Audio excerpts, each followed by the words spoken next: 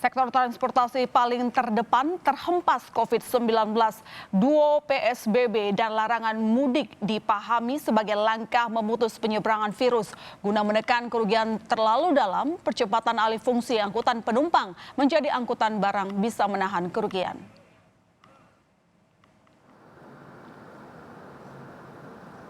Memetik panen bagi pebisnis moda transportasi hanya mimpi di tengah pandemi COVID-19. Pembatasan sosial berskala besar disusul oleh larangan mudik mutlak memukul sumber pendapatan. Industri penerbangan misalnya kehilangan rata-rata potensi pendapatan hingga 70%.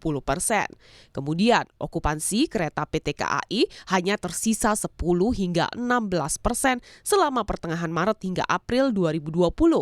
Secara umum, organisasi angkutan darat menghitung ada potensi kerugian hingga 11 triliun rupiah jika seluruh moda transportasi darat berhenti beroperasi dalam 1 bulan.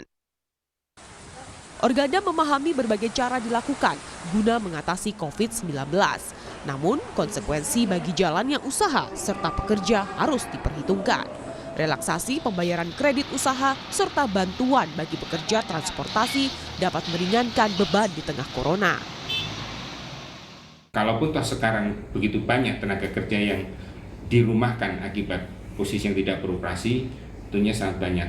Kami mencatat hampir 1,3 juta jiwa, itu adalah frontliner kami di seluruh moda yang ada, yang tentunya seperti usulan kami sebelumnya yang kami sampaikan ketika terjadi pelemahan di industri ini, antara lain kami sangat mengharapkan bantuan dari pemerintah untuk turunnya BLT bagi tenaga kerja kami itu.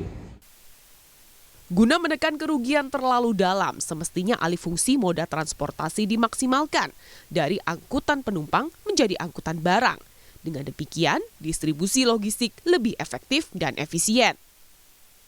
Pemerintah perlu membolehkan perusahaan transportasi jasa angkutan orang untuk melakukan aktivitas jasa angkutan barang, terutama barang-barang kebutuhan pokok dan alat-alat kesehatan, produk kimia, dan farmasi.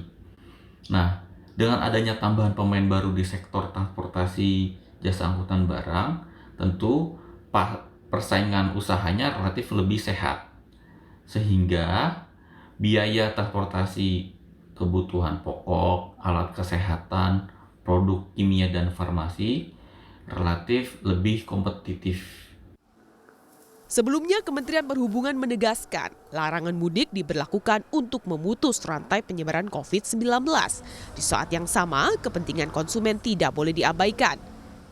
Refund dengan format dan cara seperti apa, ini memang kita akan kembalikan kepada operator masing-masing. Yang penting adalah bahwa tidak menghilangkan hak-hak dari konsumen atau para calon penumpang ini.